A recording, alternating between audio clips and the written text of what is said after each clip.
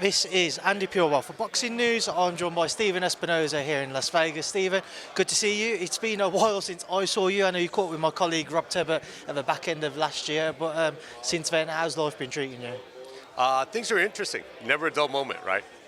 Obviously, in the interview you did with Rob, I said back end of last year, it was like Canelo-Benavidez rather. Right. You obviously briefly touched on kind of your new role in helping PBC in the transition, working with Amazon Prime. A bit more time has settled now, a bit more time to assess the journey so far. How would you summarise the relationship and how Amazon Prime have found the boxing industry? Look, I think they're learning with each event and growing with each event. I think the promotion becomes expanded with each event. I think they're learning who the audience is, getting a lot of data, being able to really adjust, their promotional efforts, learning the boxing audience. The boxing audience is learning them as well. We're on our third iteration of Gloves Off, the preview show, which has a lot of similarities with All Access, but obviously a lot of differences as well. So I'm excited to see what continues to develop, because it has been a slow and careful rollout. There will be non-pay-per-view dates to come. There'll be additional programming to come. There'll be additional promotional and marketing efforts to come. So again, like I said to Rob, I said, look, it's only been 2 events. Now this is going to be the third. I know everyone wants to rush to judgment. Look, Showtime Sports wasn't built in 3 events. It took a while to expand to the full breadth of what it was, and I'm excited to continue growing with PBC, with TGB, and Amazon. You mentioned this is only going to be the third event so far. Obviously, over the years, people, and especially kind of on our side of the world, we're used to kind of waking up and seeing a plethora of dates announced for 3-4 months in advance. We haven't quite had that as of yet. Do you guys kind of have a rough idea or a schedule in mind as to when things might get released, so there's a kind of more of a plan in place like we was previously used to? Yeah, I think things will pick up. Again, it's sort of a little bit of walk before you run, both technically and marketing and personnel-wise. But more and more, I think everyone's getting comfortable with the arrangement, with the delivery of the programming, with the marketing, with all of it. So as we go forward, I think the pace will pick up, and you'll see more of a rollout of multiple dates as opposed to single one by one. One thing I'm also interested to get your thoughts on, Stephen, is we're starting to see a lot more kind of promoters and promotional companies work with streaming services. Do you feel like this is kind of a way that the sport's going now? Obviously, you've had Showtime, you've had The Zone, you've obviously now got Amazon Prime. A lot of these coming into the sport. Do you think that's going to be the way moving forwards? Look, I think there's no question that's the way media is moving to in general, not just sports, but general entertainment as well. And to a large extent, on the entertainment side, you already have dominant players in scripted programming in Netflix, Amazon, Disney Plus, Hulu. So certainly going there. There can be an argument made that really, in terms of the traditional linear television in the U.S., sports is really one of the main tentacles, or rather the main pillars that is holding it up.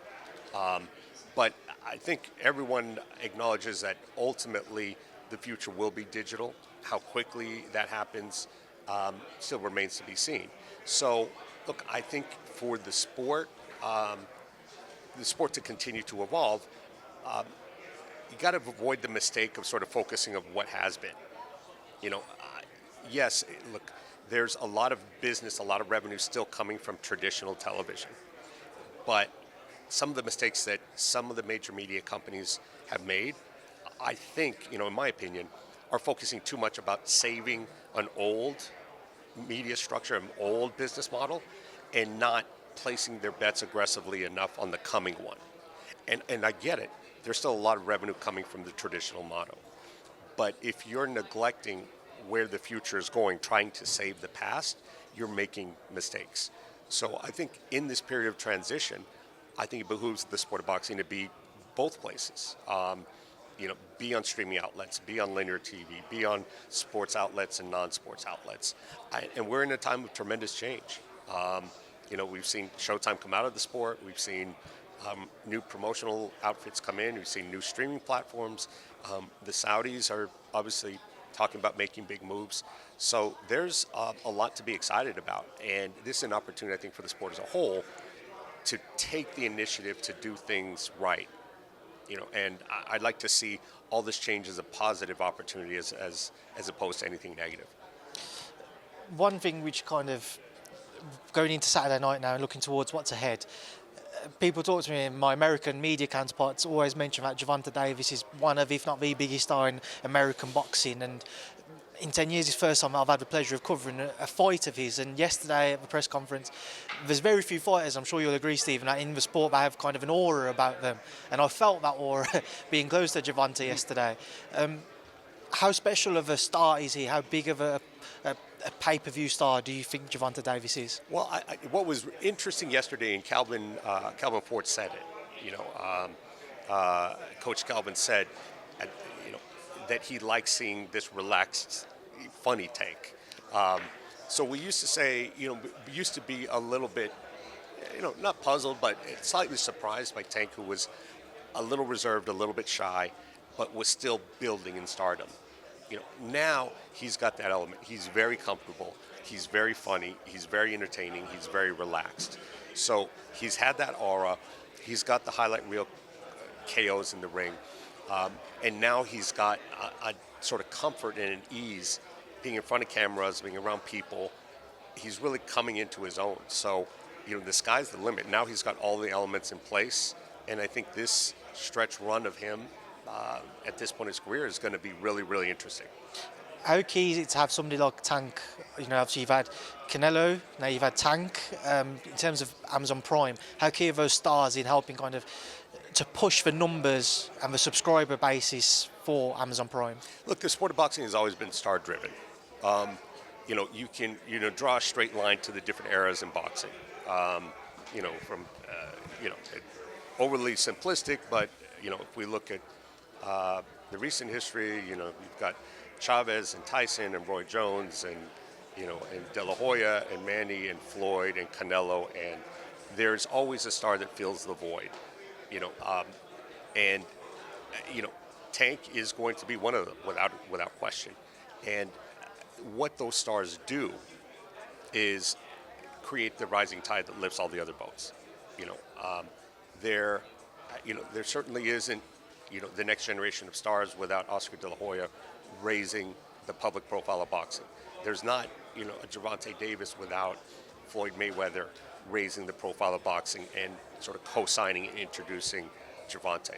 So it's necessary not just to penetrate the mainstream, but to continue grooming, the rest of the sport and exposing them along with those star fighters that drive the mainstream appeal. What is the hope from your perspective that we see between Gervonta and Frank Martin on Saturday night?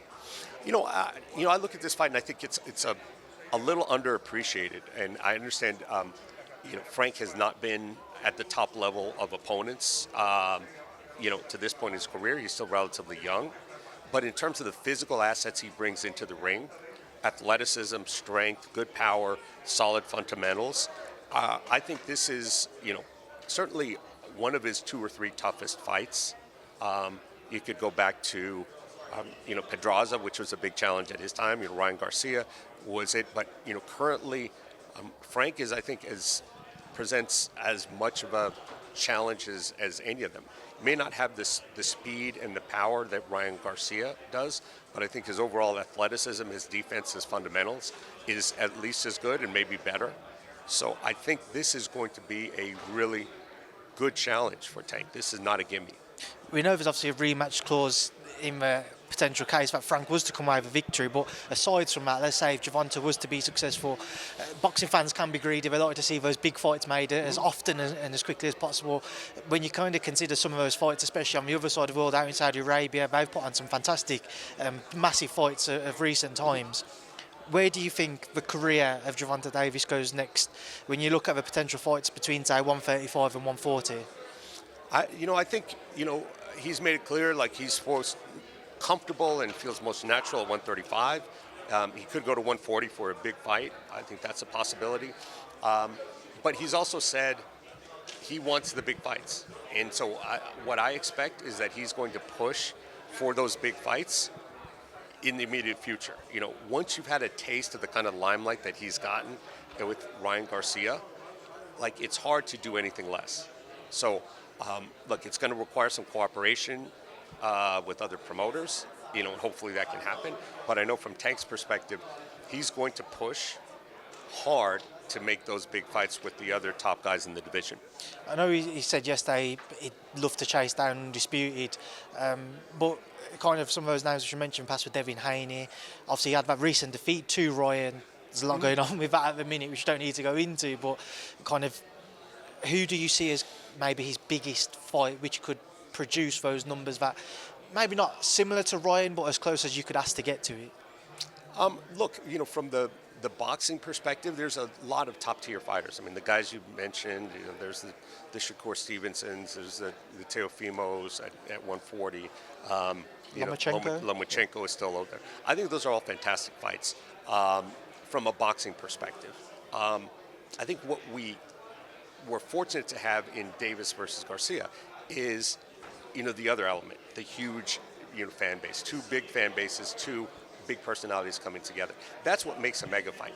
These are all, and that's a sort of, it's an element you can't necessarily predict. So I think Tank is going to deliver big fights. Whether there's a fight that can be bigger than the Ryan Garcia fight really depends on sort of a little bit of luck and everything coming together at the right time promotionally. I know, again, we're kind of jumping ahead of ourselves, but depending on how everything unfolds with Ryan, how big could a potential rematch between the pair of them be? I think it is. It's the biggest fight available, right now, and I know there's some things that have to be cleaned up and adjudicated, with respect to the Haney fight. But putting that aside, and I know that's tough to say, putting that aside, but putting that aside, I think most everyone was very surprised at the performance that Ryan Garcia put on. As a 10-1 underdog, to come in and be as dominant as he was, I think, again, PEDs aside for the moment, I think that puts the performance of Tank in the first fight in a different light, because for him to come. And I know Ryan believes that he wasn't at his best that night for a variety of reasons, whether it's weight or pre-existing injury. So there's definitely storyline, and there's definitely something to back it up that wasn't, his best performance. And I certainly would be interested in seeing another fight. I know Ryan's made it evident clear he's got no interest in dropping back down anywhere, probably below 143 now, we'll go with. But one fight at 140, and I know we've spoke about Tank fighting at 135, is a potential rematch with Pitbull. Now, I know when there was talk about possibly at 135, people weren't too keen on it, but now that he holds a world title at 140, is there a bit more kind of momentum behind it, shall we say? I think so, and I think the way Pitbull, if he continues to perform as sharply as he did last time, then I think there'll be bigger demand, because again, in terms of the performance, that was as tough a fight as Tank has had, in his career. And as long as Pitbull continues to put on, these sharp performances the way he looked at it, he looked very good at 140, as good as he's looked, his entire career. So I think, that fight will jump up to near the top of the list, because Pitbull is going to demand a rematch with, his performances in the ring. Moving away from all things Tank, onto another fantastic fight, David Benavidez and Alexander Gvozdyk. Gvozdyk had a tremendous career, 175, some time away from the ring. He's returning now. If he still has what he did previously, it's a very tough night ahead for David. Why do you feel like he wanted to step back in with somebody like an Alexander Gvozdyk instead of maybe having an easier fight to adjust to the weight? Yeah, I think, we have to give David Benavidez a lot of credit as a throwback fighter. We all know, what the fight that he wants and that a lot of the boxing audience wants, but he hasn't been stagnant waiting for it, and I think that's the danger when there's big fights or big money or, when we're swirling. There's a tendency in some fighters to become conservative and be safe, and he has not done that. He's done the opposite. He's taken the biggest challenge he can outside of the one fight he wants. So he's clearly not playing it safe and just treading water, waiting for the Canelo fight. He has said, I want the Canelo fight. I've done everything I can. But failing that, I'm going to go out and just find the best opponents I can. And I do think, look, you nailed it with Gvozdyk's inactivity, and his time off. That's the only thing the only question in terms of, this fight, because, if he can overcome the inactivity, if he's still the same guy he was at his peak, then it's a 50-50 fight. It absolutely is in every sense. It's a very dangerous fight for David Benavidez. You mentioned the one fight which obviously everybody would like to see is that one with Canelo.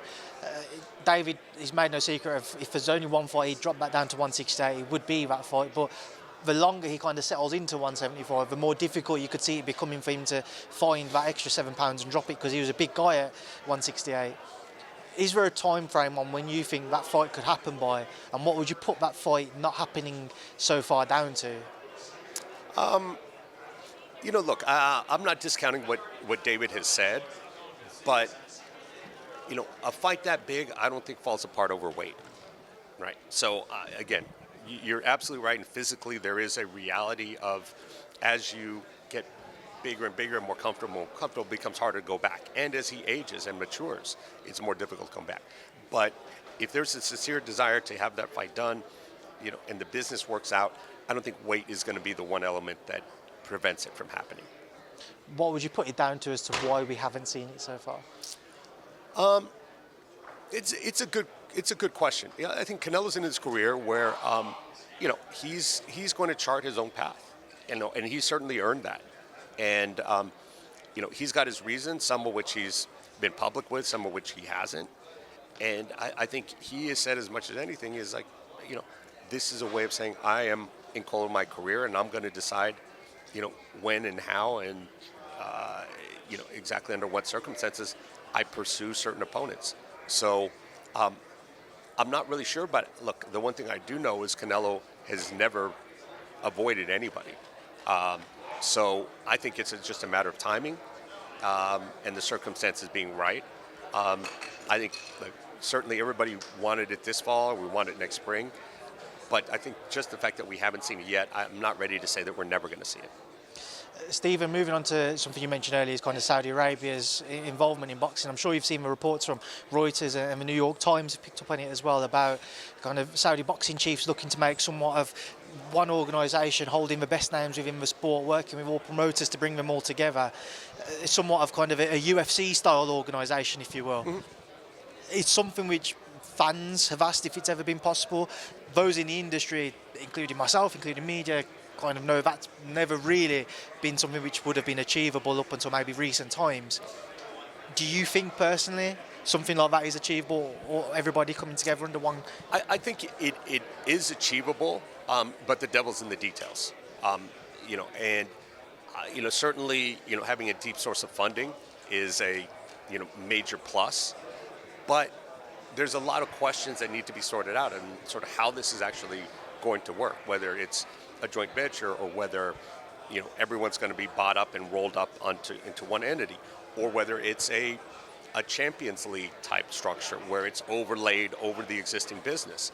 So there's a lot there, and there's a lot of advantages and disadvantages for each. And I think the key is having a degree of, call it influence, call it control, call it management. Because what we know is that the current model isn't optimizing the sport. I'm not one of the people who says boxing is broken, but I will say it doesn't optimize the sport, and as long as, it would be a shame to see a business model put together that is put together in a way that still contains some of the same flaws. So, and that would be a waste of a lot of time, money, and energy. So my desire, my interest in this whole thing is making sure that it's being done correctly in a way that's fair to the fighters, that preserves their autonomy and independence, their ability to make a good living, and yet maybe eliminate some of the roadblocks and the rivalries and the personal disputes and the things that sometimes stand in the way. The network arrangements, the inability to make deals. If common ownership or joint venture or something else is the solution to that part of it, I'm all for it. Eddie Hearn's made no secret kind of publicly in the past he doesn't really have much of a relationship with Al Heyman. If, say, PBC were to be approached, and obviously we've got a terrific roster of fighters, do you think it's something Al would consider working on that type of deal that you've just described? I mean, I think what PBC and those who have been watching closely will I think agree. PBC has been and is open to working with other promoters. I mean, I think there's been certainly some famous examples where, there have been deals that have been falling apart. But I can't think of, one deal that, I've been privy to that fell apart simply because, someone on the PBC side said, we don't want to work with that guy. That may be how it's spun publicly. And you and I have talked about, the incentives from various promoters to, talk publicly about deals and negotiations and what the agendas are. But no, when, whether it's, the August 3rd card, whether it's Canelo-Munguia, whether it's Tank Davis and Ryan Garcia, look, there are ways to cross whatever personal or professional divides exist. One thing I found interesting that you mentioned in your interview with Robbie Canelo-Munguia was kind of the importance of fighters to stay active as opposed to just kind of waiting for one of those opportunities to box on, say, one of those Saudi shows where there might be a bit more of a financial reward on offer. Have you seen at all with fighters maybe a reluctance to fight in the hope that they get a bigger payday on the horizon, especially since kind of this influx of Saudi money's been introduced to the sport? Yeah, I've seen a couple. I'm not sure I want to call anybody out. Not to call anyone out. Yeah, right. But I can think of a couple that immediately jump to mind that I would have thought would have been more active in the meantime. And, the only explanation that I can see from the outside is, sort of waiting for that big payday. And that's one of the things that, getting back to David Benavidez, that's one thing, I think he's a great example of of not doing that, of not waiting for it, and even in this particular case, taking a co-feature, which, personally I think is a phenomenal thing. I think there's a lot of ego involved in this, and, fighters could be more active if they were flexible about where they fought on the card, and, not every fight is necessarily the same payday. And so David has been flexible about being on this card. I don't think anybody sees him as less than Tank. It doesn't diminish his accomplishments or his place in boxing. But I think that's the spirit I'd like to see. It's sort of like, okay, there's big opportunities out there, there's things out there, but let's keep it moving, stay active, and big opportunities will be there, and they'll come when the time is right. One final thing, Stephen, because this is due to start in about 10 minutes' time. Man you worked with for a number of years, Gervonta Davis. He had his fight with Cody Crowley fall through, but now he's fighting David Avanesyan. Just want to get your thoughts on that fight and how you expect to see the career of Gervonta Davis unfold now, and obviously now he's working with Matchroom. Look, I think I'm thrilled he was able to get a substitute opponent, because the reality is he's been snake bit with the kind of opponents, whether they've been pulling out or injuries or bad luck or purse bids and delays and all the things that have happened to him over the last year. So I'm very glad that they're able to keep that date without having to postpone it.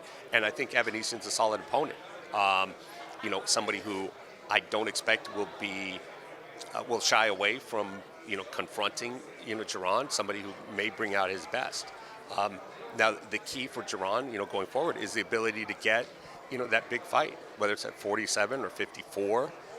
That's going to be the key. And I think that's the only thing left to elevate him to that next level.